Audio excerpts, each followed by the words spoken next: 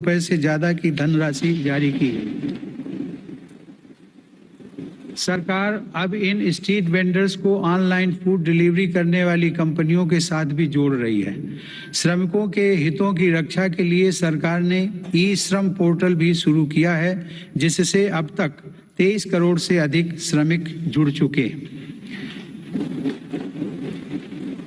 Jan Dhan Aadhaar mobile अर्थात jam Trinity को मेरी सरकार ने जिस तरह नागरिक सशक्तिकरण से जोड़ा है, उसका प्रभाव भी हम लगातार देख रहे हैं। 44 करोड़ से अधिक गरीब देशवासियों के बैंकिंग सिस्टम से जुड़ने के कारण महामारी के दौरान करोड़ों लाभार्थियों को सीधे कैश ट्रांसफर का लाभ मिला है।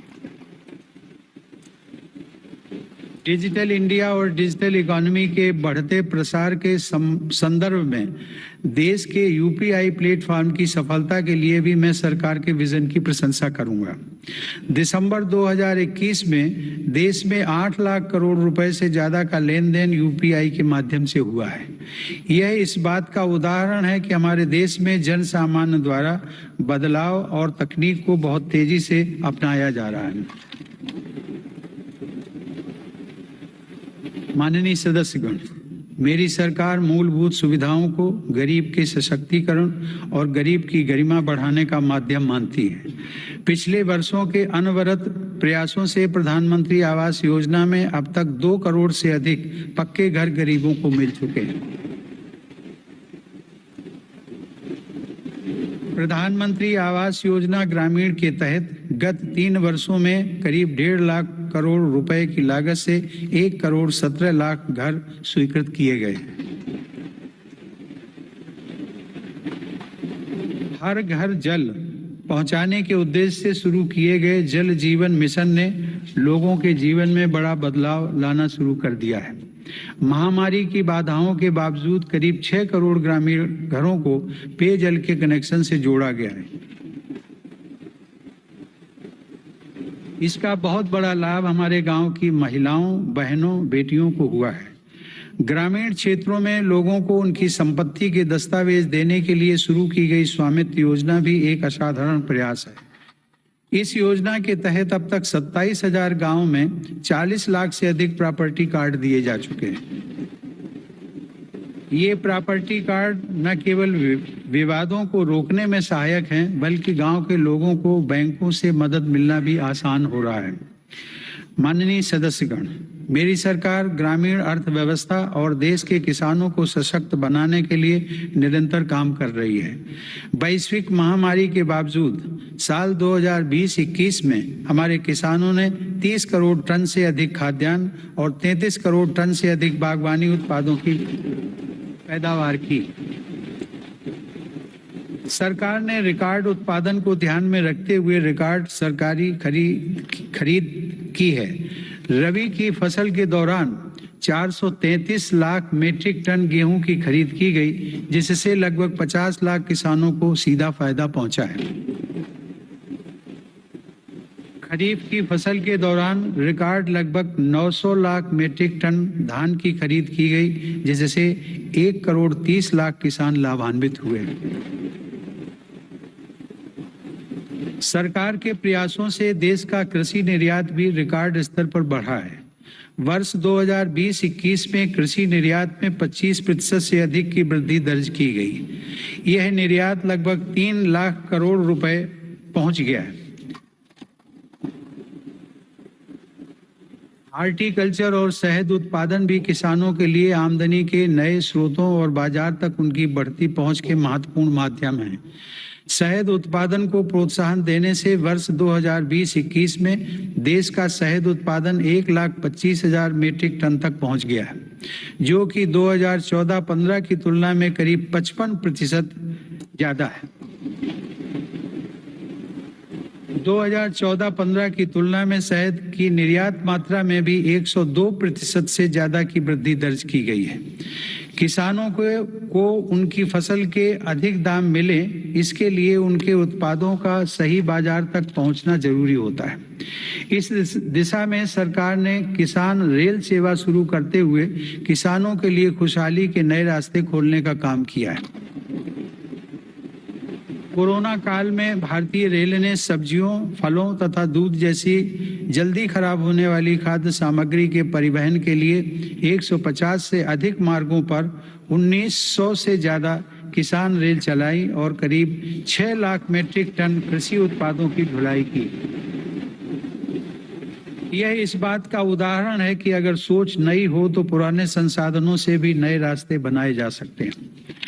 माननीय सदस्यगण, कृषि क्षेत्र में देश की सतत सफलता और बढ़ते सामर्थ्य का सबसे बड़ा श्रेय मैं देश के छोटे किसानों को देना चाहता हूँ। देश के 80% किसान छोटे किसान ही हैं, जिनके हितों को मेरी सरकार ने हमेशा केंद्र में रखा है। प्रधानमंत्री किसान सम्मान निधि के माध्यम से 11 करोड़ से अधिक किसान परिवारों को 1,80,000 करोड़ रुपए दिए गए। इस निवेश से कृषि क्षेत्र में आज बड़े बदलाव दिखाई दे रहे हैं। फसल बीमा योजना में नए बदलावों का लाभ भी देश के छोटे किसानों को हुआ है। इन बदलावों के बाद से अब तक 8 करोड़ से अधिक किसानों को मुआवजा के तौर पर 1 लाख करोड़ रुपए से ज्यादा की राशि दी जा रही है। खेतों के नजदीक जरूरी इंफ्रास्ट्रक्चर को विकसित करने के लिए भी मेरी सरकार अभूतपूर्व स्तर पर निवेश कर रही है। 1 लाख करोड़ रुपए के कृषि इंफ्रास्ट्रक्चर फंड के अंतर्गत हजारों परियोजनाओं को मंजूरी दी गई है। मेरी सरकार ने खाद्य तेल में आत्मनिर्भरता को ध्यान में रखते हुए 11,000 करोड़ रुपए की लागत से national mission on edible oil palm की शुरुआत भी की है। सरकार ऑर्गेनिक खेती, प्राकृतिक खेती और क्रॉप डाइवर्सिफिकेशन जैसे विशेष प्रयास भी कर रही है। यह आप सभी की जानकारी में है कि संयुक्त राष्ट्र ने वर्ष 2023 को इंटरनेशनल ईयर ऑफ मिलेट्स के रूप में घोषित किया है। मेरी सरकार इंटरनेशनल ईयर ऑफ मिलेट्स को देश के किसानों, self help groups, FPOs, food industry और जन सामान्य के साथ मिलकर व्यापक स्तर पर मनाएगी। मेरी सरकार वर्षा जल संरक्षण के लिए भी गंभीरता से काम कर रही है। देश में रेन वाटर हार्वेस्टिंग इंफ्रास्ट्रक्चर के निर्माण और पारंपरिक जल स्रोतों के जीर्णोद्धार के लिए विशेष अभियान चलाए जा रहे हैं। प्रधानमंत्री कृषि सिंचाई योजना के तहत विभिन्न परियोजनाओं और अटल भू जल योजना की मदद से देश में 64 लाख हेक्टेयर सिंचाई क्षमता विकसित की गई है। नदियों को आपस में जोड़ने की योजनाओं पर भी सरकार ने काम आगे बढ़ाया है। हाल ही में 45,000 करोड़ रुपए की लागत से पूरी होने वाली केन बेतवा लिंक परियोजना को भी स्वीकृति दी गई है। यह परियोजना बुंदेलखंड में पानी की चुनौतियों को समाप्त करने में सहायक होगी। माननीय सदस्यगण, ग्रामीण अर्थव्यवस्था को गति देने में महिलाओं की भूमिका अधिक विस्तृत होती जा रही है। 2021-22 में 28 लाख सेल्फ हेल्प ग्रुप्स को बैंकों की तरफ से 65,000 करोड़ रुपए की मदद दी गई है। यह राशि 2014-15 की तुलना में 4 गुना अधिक है। सरकार ने हजारों महिला सेल्फ हेल्प ग्रुप्स के सदस्यों को ट्रेनिंग देकर उन्हें बैंकिंग सखी के रूप में भागीदार भी बनाया है। ये महिलाएं ग्रामीण क्षेत्रों में बैंकिंग सेवाओं को घर घर तक पहुंचाने का माध्यम बन रही हैं। महिला सशक्तिकरण मेरी सरकार की उच्च प्राथमिकताओं में से एक है। उज्ज्वला योजना की सफलता के हम सभी साक्षी हैं। मुद्रा योजना के माध्यम से हमारे देश की माताओं बहनों की उद्यमिता और कौशल को बढ़ावा मिला है। बेटी बचाओ बेटी पढ़ाओ पहल से अनेक सकारात्मक परिणाम सामने आए हैं और स्कूलों में प्रवेश लेने वाली बेटियों की संख्या में उत्साहजनक वृद्धि हुई है।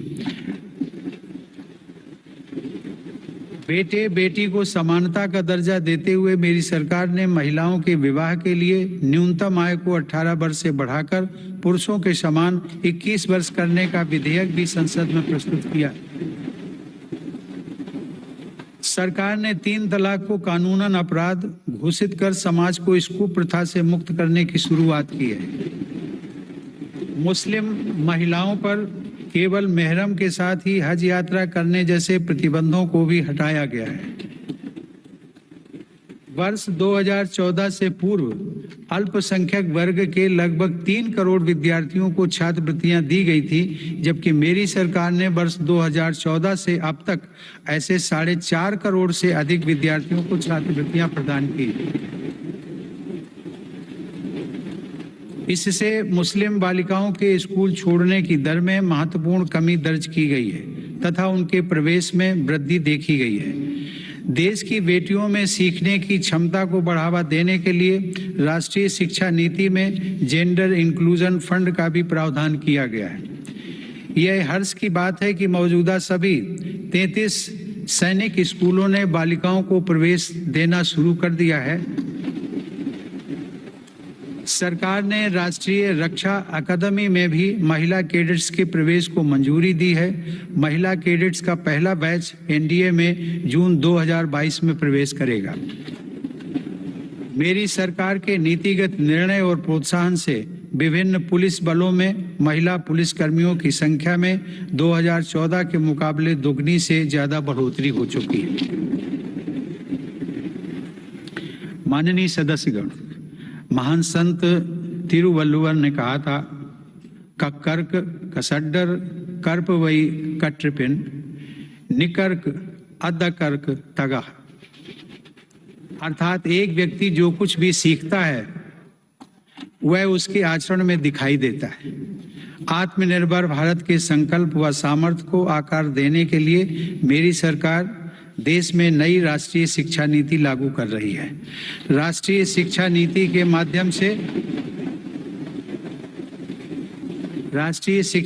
के माध्यम से स्थानीय भाषाओं को भी प्रोत्साहित किया जा रहा है। स्नातक पाठ्यक्रमों की महत्वपूर्ण प्रवेश परीक्षाएं भारतीय भाषाओं में भी संचालित करने पर जोर दिया जा रहा है। इस वर्ष 10 राज्यों के 19 इंजीनियरिंग कॉलेजों में 6 भारतीय भाषाओं में पढ़ाई शुरू हो रही है।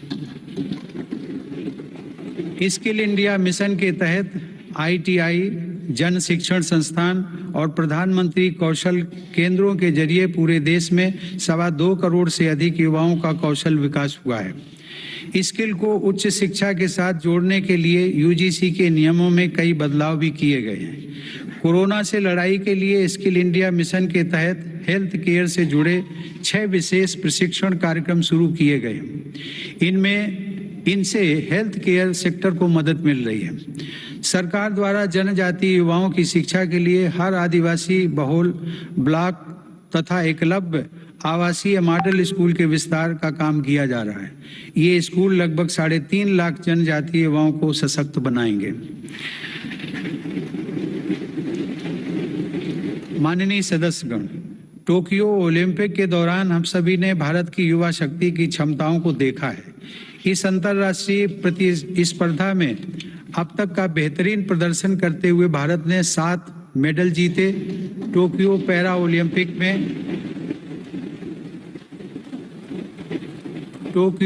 ओलंपिक में भी भारतीय पैरा एथलीटों ने 19 पदक जीतकर रिकॉर्ड कायम किया।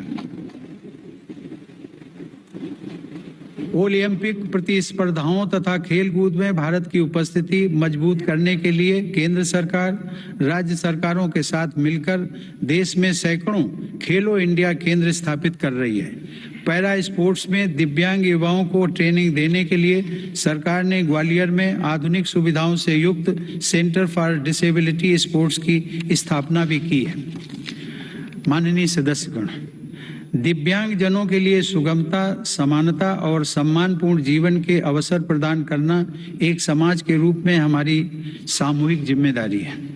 इस दिशा में आज सुगम्य भारत अभियान हमारी राष्ट्रीय संवेदना का परिचय दे रहा है। दिव्यांग जनों का जीवन बदलने के लिए देश में निःशुल्क सहायक उपकरणों से लेकर कॉकलियर इम्प्लांट सर्जरी जैसे प्रोग्राम चलाए जा रहे हैं।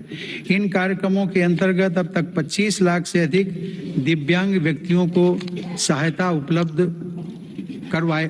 उपकरण उपलब्ध करवाए गए हैं और करीब 4000 सफल कॉकलियर इम्प्लांट किए गए हैं। इन्हीं प्रयासों को आगे बढ़ाते हुए सरकार ने मध्य प्रदेश में national institute of mental health rehabilitation की स्थापना भी की है। दिव्यांग युवाओं के भविष्य के लिए 10,000 शब्दों की इंडियन साइन लैंग्वेज डिक्शनरी भी बनाई गई है। माननीय सदस्यगण, हमारा स्टार्टअप इकोसिस्टम हमारे युवाओं के नेतृत्व में तेजी से आकार ले रही अनंत नई संभावनाओं का उदाहरण है। वर्ष 2016 से हमारे देश में 56 अलग अलग सेक्टर्स में 60,000 नए स्टार्टअप्स बने हैं। इन स्टार्टअप्स के जरिए 6 लाख से अधिक रोजगारों का सृजन हुआ है। वर्ष 2021 में कोरोना काल में भारत में 40 से अधिक यूनिकॉर्न स्टार्टअप अस्तित्व में आए, जिनमें से प्रत्येक का मूल्य 7,400 करोड़ रुपए से अधिक आंका गया है। मेरी सरकार की नीतियों की वजह से आज भारत उन देशों में है जहां इंटरनेट की कीमत सबसे कम है तथा स्मार्टफोन की कीमत भी सबसे कम है। इसका बहुत बड़ा लाभ भारत की नौजवान पीढ़ी को मिल रहा है। भारत 5G मोबाइल कनेक्टिविटी पर भी तेजी से काम कर रहा है, जिससे अनेक नई संभावनाओं के द्वार खुलेंगे। सेमीकंडक्टर को लेकर भारत के प्रयासों का बहुत बड़ा लाभ हमारे स्टार्टअप इकोसिस्टम को होगा। भारत के युवाओं को तेजी से बदलती टेक्नोलॉजी का लाभ मिले, इसके लिए भी सरकार ने अनेक नीतिगत निर्णय लिए हैं। कई नए सेक्टरों में प्रवेश के द्वार खोले। सरकार ने startups intellectual property protection programme के माध्यम से पेटेंट और ट्रेडमार्क से जुड़ी प्रक्रियाओं को आसान बनाया है, उन्हें नई गति दी है। इसी का परिणाम है कि इस वित्त वर्ष में पेटेंट के लिए लगभग 6,000 और ट्रेडमार्क के लिए 20,000 से ज़्यादा आवेदन किए गए हैं। माननीय सदस्यगण, मेरी सरकार के निरंतर प्रयासों से भारत एक बार फिर विश्व की सर्वाधिक तेजी से विकसित हो रही अर्थव्यवस्थाओं में से एक बन गया है।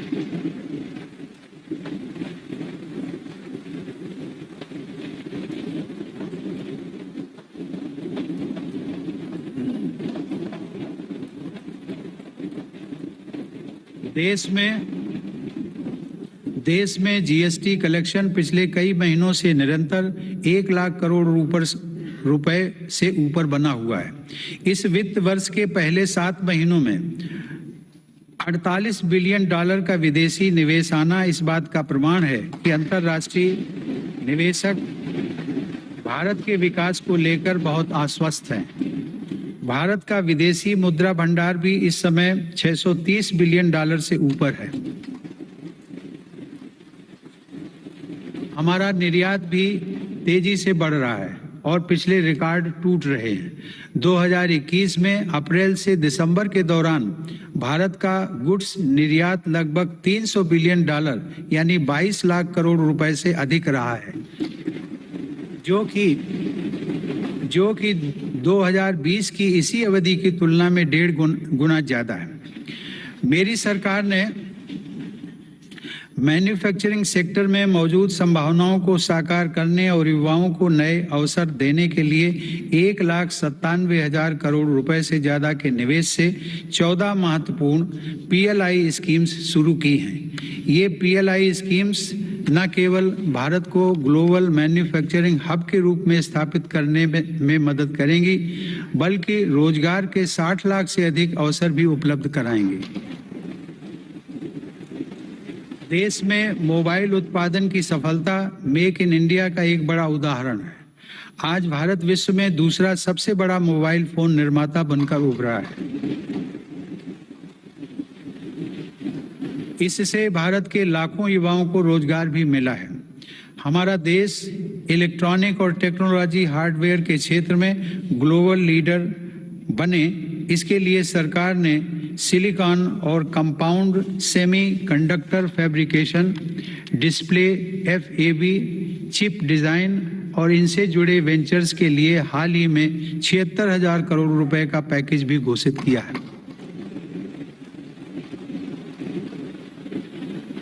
मेरी सरकार नए क्षेत्रों के साथ साथ उन पारंपरिक क्षेत्रों में भी देश की स्थिति को पुनः मजबूत बना रही है जिनमें हमारे पास सैकड़ों वर्षों का अनुभव है।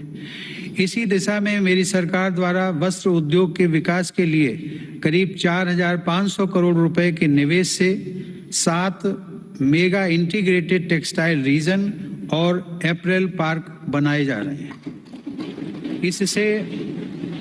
इससे देश में इंटीग्रेटेड टेक्सटाइल वैल्यू चेन तैयार होगी। ये मेगा टेक्सटाइल पार्क्स भारतीय तथा विदेशी निवेशकों को भी आकर्षित करेंगे और रोजगार के लाखों नए अवसर पैदा करेंगे। माननीय सदस्यगण, भारत की समृद्धि में बड़े उद्योगों के साथ सूक्ष्म एवं लघु उद्योगों की भूमिका बहुत महत्वपूर्ण है। हमारे MSMEs हमारी अर्थव्यवस्था का मेरुदंड रहे हैं और आत्मनिर्भर भारत को गति प्रदान करते रहे हैं। कोरोना काल में MSMEs को संकट से बचाने और जरूरी क्रेडिट उपलब्ध कराने के लिए सरकार ने 3 लाख करोड़ रुपए के कोलेटरल फ्री लोन्स की व्यवस्था की। हाल के अध्ययनों से यह स्पष्ट हुआ है कि इस योजना की सहायता से 13.5 लाख MSME यूनिट्स को जीवन दान दिया गया और 1.5 करोड़ रोजगार भी सुरक्षित किए गए। जून 2021 में सरकार 3 लाख करोड़ रुपए की इस गारंटी को बढ़ाकर 4.5 लाख करोड़ रुपए कर चुकी है। MSME सेक्टर को विस्तार प्रदान करने तथा इस सेक्टर के लिए अवसर बढ़ाने हेतु कई नीतिगत फैसले भी लिए गए हैं। MSMEs की नई परिभाषा से छोटे उद्योगों को आगे बढ़ाने में मदद मिल रही है। सरकार ने थोक और खुदरा व्यापारियों व स्ट्रीट वेंडर्स को उद्यम पोर्टल पर रजिस्टर करने की अनुमति भी दी है ताकि उन्हें प्रायोरिटी सेक्टर लेंडिंग का लाभ मिल सके। मैं खादी की सफलता का भी विशेष उल्लेख करूंगा।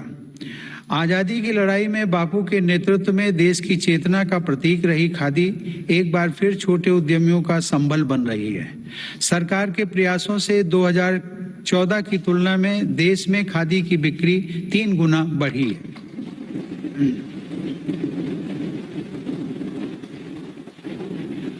माननीय सदस्यगण, किसी भी देश के विकास का आधार वहां का इंफ्रास्ट्रक्चर होता है। मेरी सरकार की दृष्टि में इंफ्रास्ट्रक्चर सामाजिक असमानता को पाटने वाला सेतु भी है। इंफ्रास्ट्रक्चर पर होने वाले निवेश से न केवल लाखों नए रोजगार पैदा होते हैं बल्कि इसका एक गुणात्मक प्रभाव भी होता है। इससे व्यापार करना सुगम होता है, परिवहन की गति बढ़ती है और हर सेक्टर में आर्थिक गतिविधियों में वृद्धि होती है। मेरी सरकार ने इंफ्रास्ट्रक्चर विकास के कार्यों को और अधिक गति प्रदान करने के लिए अलग अलग मंत्रालयों के कामकाज को प्रधानमंत्री गति शक्ति राष्ट्रीय मास्टर प्लान के रूप में एक साथ जोड़ा है। यह प्लान भारत में मल्टी मॉडल ट्रांसपोर्ट के एक नए युग का प्रारंभ करने जा रहा है। भविष्य के भारत में रेलवेज, हाईवेज और एयरवेज अलग अलग और अलग थलग इंफ्रास्ट्रक्चर नहीं होंगे बल्कि एक देश के एकजुट संसाधन के तौर पर काम करेंगे। ग्रामीण क्षेत्रों में सड़कों, संसाधनों और इंफ्रास्ट्रक्चर के निर्माण से देश की उन संभावनाओं को उड़ान मिल रही है जो दशकों से उपेक्षित पड़ी थी। प्रधानमंत्री ग्राम सड़क योजना की उपलब्धियां गर्व करने योग्य हैं। वर्ष 2020-21 में ग्रामीण इलाकों में 100 किलोमीटर प्रतिदिन से अधिक की रफ्तार से 36,500 किलोमीटर सड़कें बनाई गई हैं और हजारों रिहायशी क्षेत्रों को ऑल वेदर रोड कनेक्टिविटी से जोड़ा गया है। आज देश के नेशनल हाईवेज भी पूरब से पश्चिम और उत्तर से दक्षिण पूरे देश को एक साथ जोड़ रहे हैं। मार्च 2014 में हमारे देश में राष्ट्रीय राजमार्गों की कुल लंबाई 90,000 किलोमीटर थी, जबकि आज उनकी लंबाई बढ़कर 1,40,000 किलोमीटर से अधिक हो गई। भारतमाला परियोजना के अंतर्गत लगभग 6 लाख करोड़ रुपए की लागत से 20,000 किलोमीटर से अधिक लंबाई के राजमार्गों पर काम किया जा रहा है। इनमें 23 ग्रीन एक्सप्रेसवेज और ग्रीन फील्ड कॉरिडोर्स का विकास भी शामिल है। दिल्ली मुंबई एक्सप्रेस वे भी पूरा होने के करीब है, जो कि भारत का सबसे लंबा और सबसे तेज एक्सप्रेस वे होगा। मेरी सरकार को पंढरपुर तीर्थ को जोड़ने वाले संत ज्ञानेश्वर मार्ग और संत तुकाराम पालकी मार्ग के चौड़ीकरण का काम शुरू करने का सौभाग्य भी मिला है। देश में आधुनिक इंफ्रास्ट्रक्चर के विकास से आज जहां एक ओर विकास के नए रास्ते खुल रहे हैं, तो वहीं दूसरी ओर इससे देश की सुरक्षा को भी नई ताकत मिल रही है। बॉर्डर रोड्स ऑर्गेनाइजेशन (BRO) ने लद्दाख में उमलिंग ला दर्रा पर 19,000 फीट की ऊंचाई पर विश्व की सबसे ऊंची परिवहन योग्य सड़क का निर्माण किया है। लद्दाख के डेमचोक, उत्तराखंड के जोलिंगकोंग और अरुणाचल प्रदेश के हुरी जैसे सर्वाधिक दूरस्थ गांवों को भी आधुनिक सड़कों से जोड़ा गया है। मेरी सरकार भारतीय रेलवे का भी तेज गति से आधुनिकीकरण कर रही है।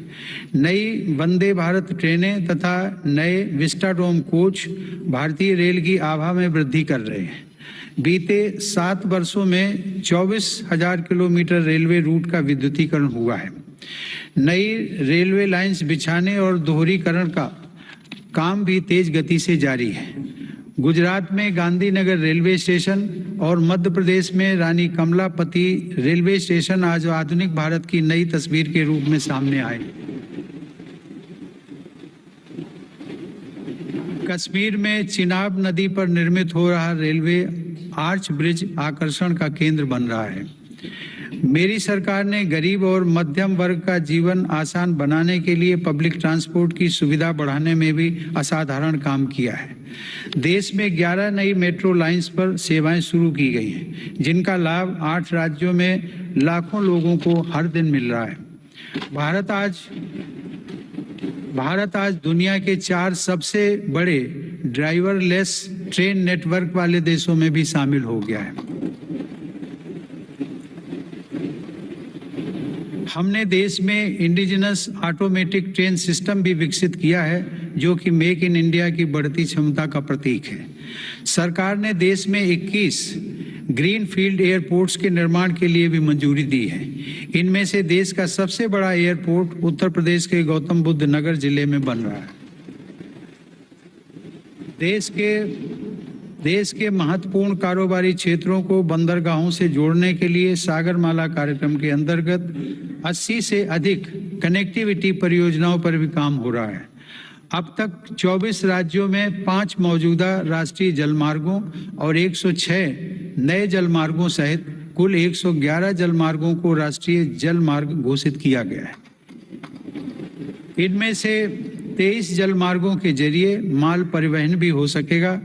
आधुनिक इंफ्रास्ट्रक्चर की दिशा में सरकार द्वारा 27,000 सर्किट किलोमीटर से ज़्यादा ट्रांसमिशन लाइंस भी बिछाई गई हैं।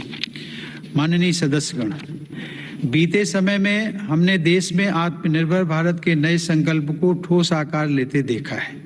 इस संकल्प को रिफॉर्म्स की ऊर्जा से तेज गति प्राप्त हो रही है। नए लेबर रिफॉर्म्स से लेकर बैंकिंग रिफॉर्म्स और इंसॉल्वेंसी एंड बैंक्रप्सी कोड तक सुधारों का यह क्रम बिना रुके अनवरत चल रहा है।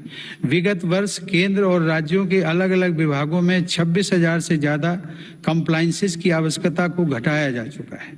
देश में स्पेस को प्राइवेट सेक्टर के लिए खोलकर संभावनाओं का अनंत आकाश भी उपलब्ध करा दिया गया। पिछले साल भारत की अंतरिक्ष क्षमताओं को बढ़ाने के लिए इन स्पेस का गठन किया जाना ऐसा ही एक प्रमुख कदम है। तेजी से विकसित हो रही ड्रोन टेक्नोलॉजी और इससे जुड़ी संभावनाओं को लेकर भी मेरी सरकार सजग और सक्रिय है। इस दिशा में सरकार ने सिंप्लीफाइड ड्रोन रूल्स 2021 को अधिसूचित किया है और ड्रोन व ड्रोन कलपुर्जों के देश में निर्माण के लिए PLI योजना भी शुरू की है। इससे देश को भविष्य की इस महत्वपूर्ण टेक्नोलॉजी में अपनी स्थिति को मजबूत बनाने में मदद मिलेगी। माननीय सदस्यगण, मेरी सरकार देश की सुरक्षा के लिए दृढ़ संकल्पित होकर काम कर रही है। सरकार की नीतियों की वजह से डिफेंस सेक्टर में, विशेषकर रक्षा उत्पादन में देश की आत्मनिर्भरता लगातार बढ़ रही है। वर्ष 2020-21 में सैन्य बलों के आधुनिकीकरण के लिए जो भी स्वीकृतियां प्रदान की गई, उनमें 87% उत्पादों में मेक इन इंडिया को प्राथमिकता दी गई।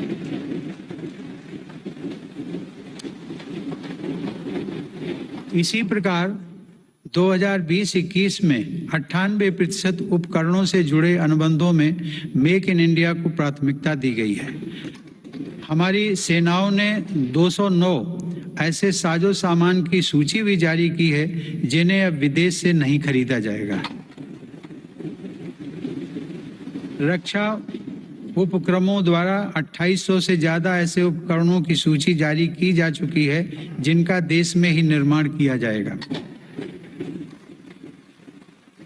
हिंदुस्तान एरोनॉटिक्स लिमिटेड के साथ 83 LCA तेजस फाइटर एयरक्राफ्ट के निर्माण हेतु अनुबंध किए गए हैं। सरकार ने ऑर्डिनेंस फैक्ट्रियों को 7 डिफेंस PSUs का रूप देने के लिए महत्वपूर्ण कदम उठाए हैं। इसके अलावा रक्षा क्षेत्र में प्राइवेट सेक्टर और स्टार्टअप्स को तेजी से बढ़ावा देने के लिए भी सरकार प्रतिबद्ध है। हमारा लक्ष्य है कि हमारी सेनाओं की जरूरत का सामान भारत में विकसित हो तथा भारत में ही निर्मित हो। माननीय सदस्यगण, तेजी से उभरते वैश्विक परिवेश में भारत ने अपने राजनयिक संबंधों को बेहतर बनाते हुए अपनी स्थिति को मजबूत किया है। अगस्त 2021 में भारत ने संयुक्त राष्ट्र सुरक्षा परिषद की अध्यक्षता की और इस दौरान कई अभूतपूर्व निर्णय लिए गए। भारत की अध्यक्षता में ही सुरक्षा परिषद ने पहली बार समुद्री सुरक्षा के विषय पर अपने एजेंडा आइटम के अंतर्गत समग्र रूप से विचार विमर्श किया। संयुक्त राष्ट्र सुरक्षा परिषद ने इस विषय पर पहली बार एक प्रेसिडेंशियल स्टेटमेंट को सर्वसम्मति से अडॉप्ट भी किया। हमने अपने पड़ोसी देश अफगानिस्तान में अस्थिरता और नाजुक हालात को भी देखा है। भारत ने इन परिस्थितियों में मानवता को सर्वोपरि रखते हुए ऑपरेशन देवी शक्ति को संचालित किया। हमने अनेक चुनौतियों के बावजूद हमारे कई नागरिकों और कई अफगान हिंदू सिख अल्पसंख्यकों को काबुल से सफलतापूर्वक एयरलिफ्ट किया।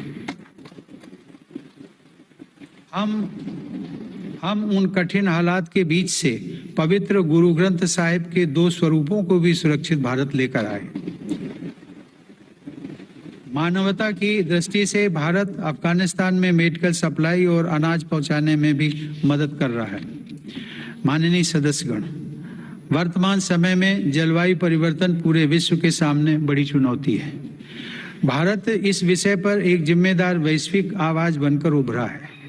COP26 शिखर सम्मेलन में मेरी सरकार ने घोषणा की है कि वर्ष 2030 तक भारत अपने कार्बन उत्सर्जन को 1 बिलियन टन से घटा देगा। भारत ने साल 2070 तक नेट जीरो उत्सर्जन वाली अर्थव्यवस्था का लक्ष्य भी रखा है। भारत ने विश्व समुदाय को साथ लेकर green grid initiative one sun one world one grid की पहल भी की है। यह global interconnected solar power grid का पहला अंतर्राष्ट्रीय नेटवर्क बन रहा है। पर्यावरण को लेकर हमारे बड़े लक्ष्य और साहसिक संकल्प प्रकृति के प्रति हमारी संवेदनशीलता को दर्शाते हैं। माननीय सदस्यगण, मेरी सरकार भारत की प्राचीन विरासत को संरक्षित, समृद्ध और सशक्त करना अपना दायित्व समझती है। यह गौरव की बात है कि धौलावीरा की हड़प्पा साइट और तेलंगाना स्थित 13वीं शताब्दी के काकतीय रुद्रेश्वर रामप्पा मंदिर को यूनेस्को विश्व धरोहर स्थल घोषित किया गया। प्रयागराज कुंभ मेले के बाद यूनेस्को की अमूर्त सांस्कृतिक विरासत सूची में कोलकाता की प्रतिष्ठित दुर्गा पूजा को भी शामिल किया गया। सरकार की यह भी प्राथमिकता रही है कि भारत की अमूल्य धरोहरों को देश में वापस लाया जाए। 100 वर्ष पूर्व भारत से चोरी हुई मां अन्नपूर्णा देवी की मूर्ति को वापस लाकर काशी विश्वनाथ मंदिर में स्थापित किया गया।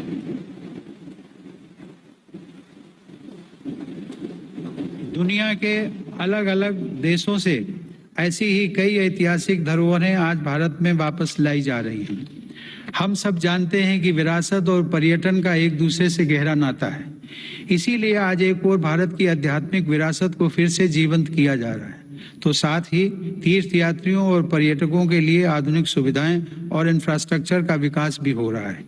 मेरी सरकार की स्वदेश दर्शन एवं प्रसाद योजनाएं इसमें बड़ी भूमिका निभा रही हैं। गोवा के 60वें मुक्ति दिवस के अवसर पर फोर्ट अगुआडा जेल परिसर में स्मारक का जीर्णोद्धार करके उसका उद्घाटन किया गया है। यह गोवा मुक्ति संग्राम के सेनानियों के अविस्मरणीय संघर्षों का स्मारक है।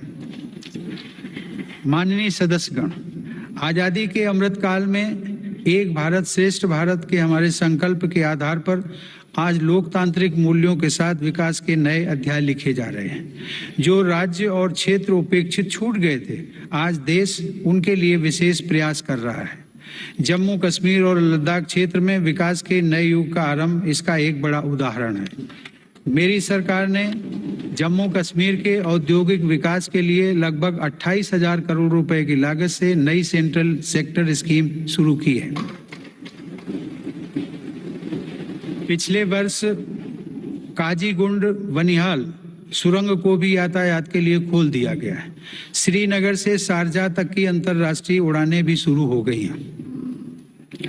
जम्मू कश्मीर के लोगों को शिक्षा, स्वास्थ्य और रोजगार के बेहतर अवसर प्रदान करने के लिए अनेक महत्वपूर्ण कदम उठाए गए हैं। इस समय वहां 7 मेडिकल कॉलेजों के अलावा 2 एम्स का कार्य प्रगति पर है, जिनमें से एक एम्स जम्मू में और एक कश्मीर में है।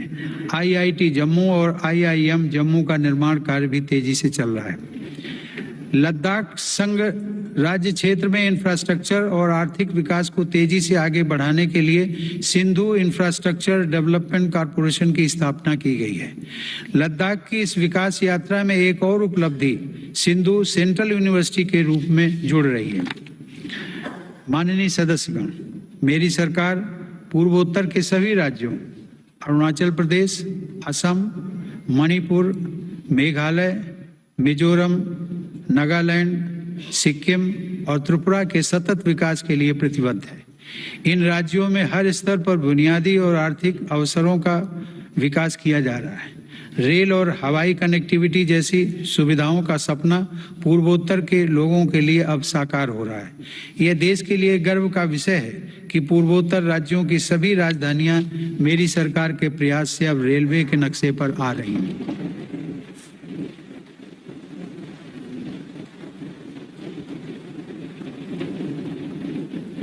ईटानगर के होलोंगी में एक नए एयरपोर्ट की स्थापना की जा रही है। हाल ही में त्रिपुरा राज्य के महाराजा वीर विक्रम एयरपोर्ट में एक नया और आधुनिक टर्मिनल खोला गया है। पूर्वोत्तर का यह विकास भारत की विकास यात्रा का एक स्वर्णिम अध्याय सिद्ध होगा।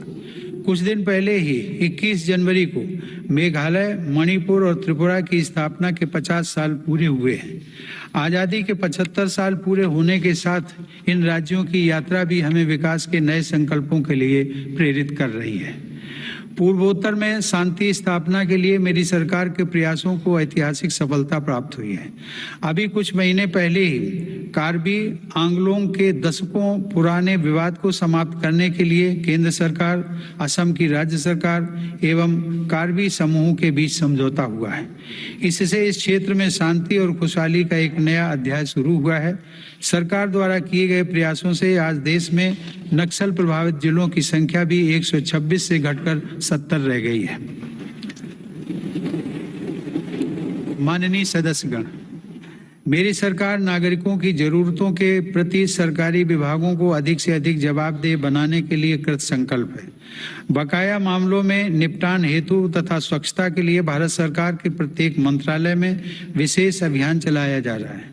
मिशन कर्मयोगी के अंतर्गत सिविल सर्वेंट्स की क्षमता बढ़ाने के लिए सरकार ने कैपेसिटी बिल्डिंग कमीशन की स्थापना की है। मिशन कर्मयोगी सिविल सर्वेंट्स के करियर में भी सहायक होगा और राष्ट्र निर्माण की नई जिम्मेदारियों के लिए उन्हें तैयार भी करेगा। न्याय प्राप्ति को सरल और सुगम बनाने के लिए भी देश में कई महत्वपूर्ण कदम उठाए जा रहे हैं। टेली लॉ प्रोग्राम के माध्यम से मुकदमों से पहले सलाह देने के लिए एक प्लेटफॉर्म का गठन किया गया है। विवादों के निपटारे में गति लाने के लिए मेरी सरकार ने राज्यसभा में मध्यस्थता विधेयक 2021 पेश किया है। माननीय सदस्यगण, आज देश की उपलब्धियां और सफलताएं देश के सामर्थ्य और संभावनाओं के समान ही असीम हैं। ये उपलब्धियां किसी एक संस्था या प्रतिष्ठान की नहीं हैं, बल्कि देश के कोटि कोटि नागरिकों की हैं। इनमें करोड़ों देशवासियों का श्रम और पसीना लगा है। ये सभी उपलब्धियां हमारे महत्वाकांक्षी लक्ष्यों की लंबी यात्रा में एक तरह से मील का पत्थर है और आगे बढ़ने के लिए हमारी प्रेरणाएं भी हैं। वर्ष 2047 में देश अपनी आज़ादी की शताब्दी पूरी करेगा। उस समय के भव्य, आधुनिक और विकसित भारत के लिए हमें आज कड़ी मेहनत करनी है।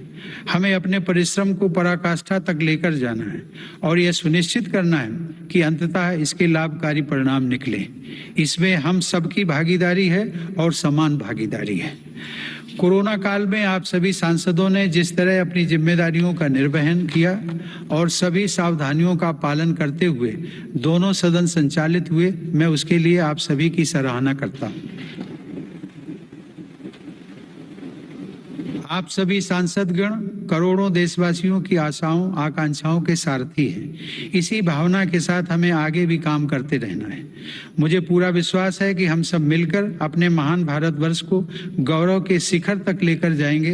इसी भावना के साथ आप सभी का एक बार फिर से अभिनंदन। आप सभी का बहुत बहुत धन्यवाद। जय हिंद।